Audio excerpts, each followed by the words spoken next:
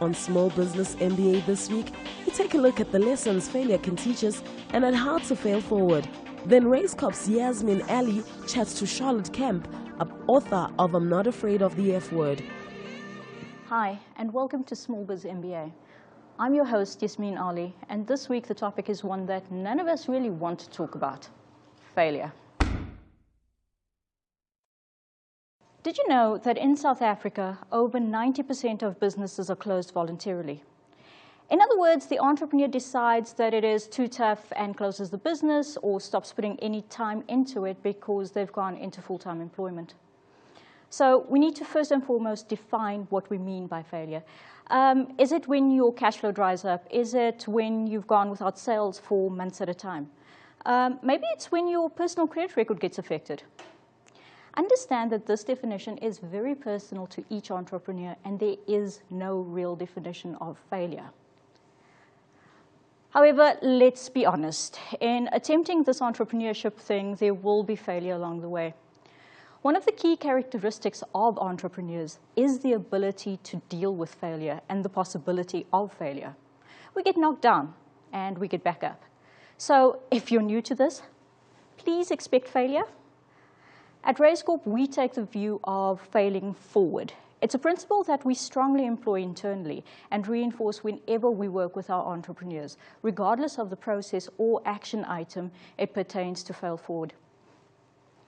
Failing forward simply means that when there is a failure, regardless of how big or small, we look at the lessons learned in the failure. In every situation, there is learning, and in failing, the learning is often far more rich. I remember an entrepreneur in the construction industry who had been working on securing a deal for months. He put his numbers together very meticulously, made sure that he had a strong value proposition. In theory, this was his deal until it was awarded to someone else. While we never expect to win every contract, this failure hit him very hard, and it made him question his entire model.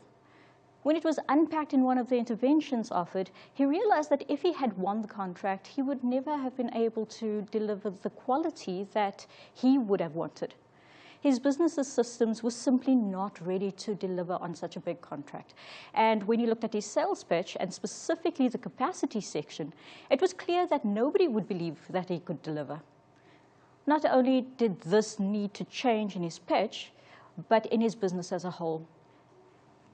And if he was going to consider contracts of that size, the other learning, of course, would be that if he was going to keep his business at the size that he was, he needed to not pitch for such big contracts.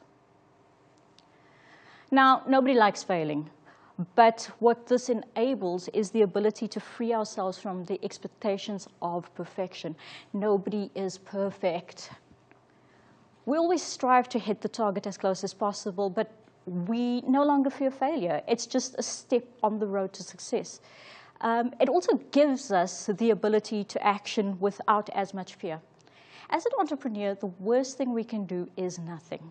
A lack of action is lethal for a business, not only because what stagnates dies, but because when entrepreneurs see their ideas being carried out through other people, it builds great resentment towards those people and towards the industry as a whole. I have seen it even leading to estrangement with what the entrepreneur would previously have described as their best clients.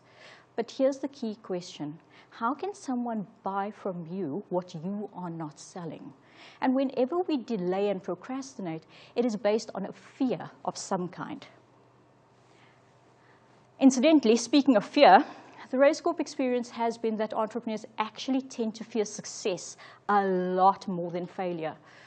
With success comes much expectation and responsibility, and many entrepreneurs, especially those not yet in the growth or eagle style, are not ready for. And that's okay. Like I mentioned in the Types of Entrepreneur episode, these are things that we can definitely learn. And after the break, I speak to Kemp, author of I Am Not Afraid of the F Word. Intrigued? Join me after the break.